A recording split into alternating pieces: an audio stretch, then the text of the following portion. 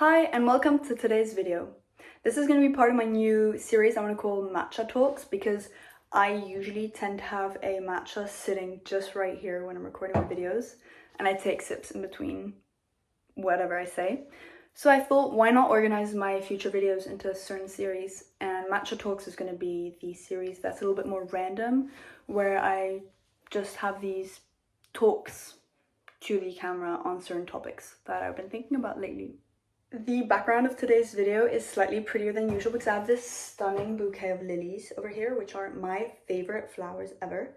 So I thought I'd add it to the video. And then additionally, if you care about my plant's health, I have a few new leaves. Look at this. This is a shiny one. There's quite a few new ones here at the bottom, which are yellow, which you can't see. And then there's this tiny little one here that is going to unravel very soon.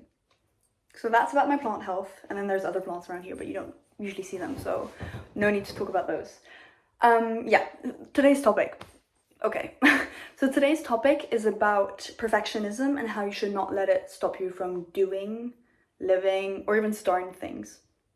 I think many of us struggle with perfectionism, and it might lead to something that seems like laziness, but it actually in reality is a reluctancy to start or complete something if you don't feel like it's perfect.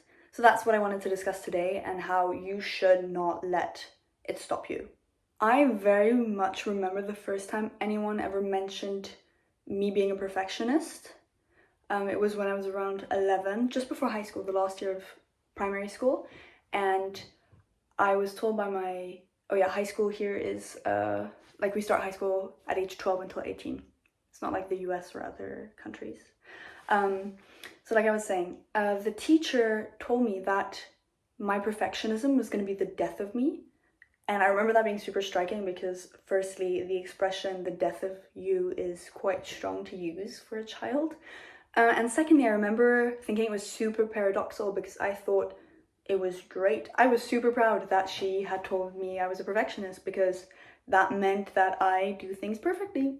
And that sounded great to me. And then came high school, and it turned out that the teacher was right to a certain degree because I struggled to finish essays because I was not fully content with what I had written and didn't think it was perfect. So then I would stop halfway through, scratch everything, redo it, but then I didn't have enough time.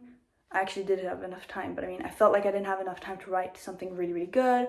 And then I would rework the essay a million times thinking I would make every sentence better, but then when I would reread it, it didn't sound better, and I never was fully content with what I provided. And I ended up taking a lot more time or doing it very rushed at the end because I would scratch everything and start again. Or I wouldn't start until the last minute because it never felt like the right moment. It never felt like the perfect moment. I wasn't in the perfect mood or in the right setting, or I wasn't fully inspired yet. And honestly, if there's one thing that you should take from this video, is that something finished and good is a million times better than something perfect and incomplete or not started at all. I also think that something that's often misconceived about having a perfectionist character trait is that people can perceive you as being lazy because you might not do things out of a sort of like fear that it won't be good. I feel like sometimes your desire to want to do something perfectly stops you from doing it completely. And I think that that is such a shame. And that's mainly what this video was inspired by. It's the fact that I wanted to discuss how you should do whatever your perfectionism is stopping you from doing. A great example would be to start a new sport, right? Or starting anything you don't think you're good at.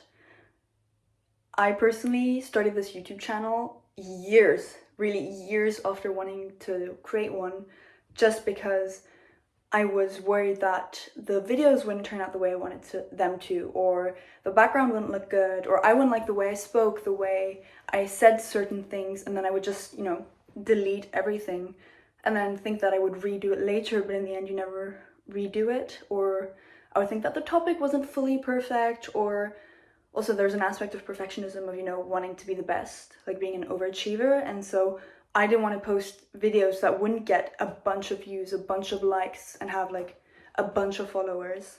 Over the years, I've come to realize that I'd much rather be bad at something and still do it and try it out and get better over time if possible, and if not, it's okay as long as I enjoy it, than to not do it at all because I want it to be perfect. Other examples would be art or journaling, right? I've discussed journaling in some of my previous videos, how I don't tend to journal regularly, although I love it, just because I feel like what I'm writing isn't perfectly what I want it to be, and I don't have enough time, or feel like I don't have enough time to write long enough, or I'm not fully in the mood. And same goes with art. I feel like art can be very deceiving if you have this one image in mind of what you want to do, and then it doesn't end up looking that way because, well, you don't do art very, like I don't paint or draw very often. And so then I find it more demotivating because then you're frustrated with what you're doing and how your picture doesn't look the way you want it to look. In recent years, I must say that I've worked quite a lot on this, and I've been able to kind of get over it. And examples of this would be learning Spanish. I love the language, I've always wanted to be fully fluent, and I learned it recently, but I never trusted myself to speak in front of people because I dislike speaking a language if I don't speak it well or if I make mistakes. But then I moved to Madrid for 2 months for an internship, and I just kind of spoke with people, and I kept on telling myself, it's fine, I don't have anything to prove to anyone. Spanish is absolutely not my first language, nor my second, nor my third or fourth. So just speak it, you know, just do it. People will be very happy that you're speaking their language, and it will help you improve. And best believe, I definitely improved a lot during those 2 months. Same goes with dancing in the club, or just hanging out with people you don't know very well but want to be friends with. You need to get over the fact that you're not going to say everything you want to say the way you want it to say, and you might not come across the way you want to come across, but who cares? No one's going to overthink your whole conversation. No one's going to overthink the whole interaction or the way you dance in the club. No one cares. As long as you're fun and your vibe was good and the people you're with vibed with you, you're good. Personally, the hardest thing to overcome regarding perfectionism is school.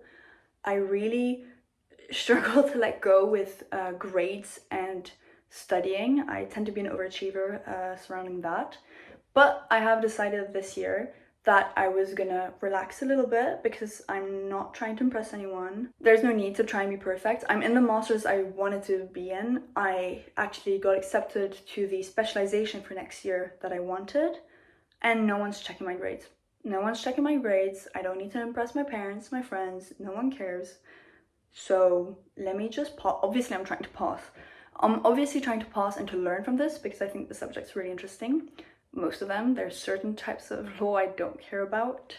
But like I was saying, the goal here is just to pass, do well, learn, not do my best, but do good. See what I mean? Like, I know I can do better, so I'm not trying to do my best. I'm just trying to do good because that's enough, honestly. And I want to enjoy my spring and summer. I don't want to regret not spending more time with friends or outside because I was studying for an exam. And yes, I'll probably get, you know, higher grades if I study more, but what does that actually impact in the end? Nothing except my ego.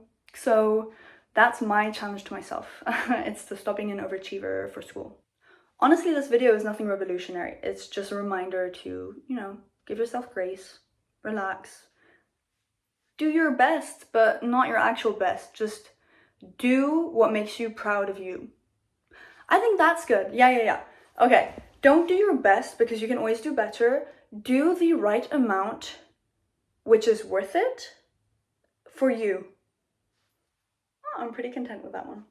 That's it for today's video. The message is quite short and sweet, honestly. It's just stop overthinking and trying to be perfect and just do. Just start and just create. Thank you so much for watching today's video. If there's anything you'd like me to discuss next time, be it in the Matcha Talk series or anything else, please let me know. I read all my comments, I answer to them all, and I'm always really happy to receive them. And if there's any recommendations or tips or anything you want to let me know, please do. I hope to see you in my next video, and until then I hope you're gonna have a lovely rest of your day, weekend, week, whenever it is. Bye!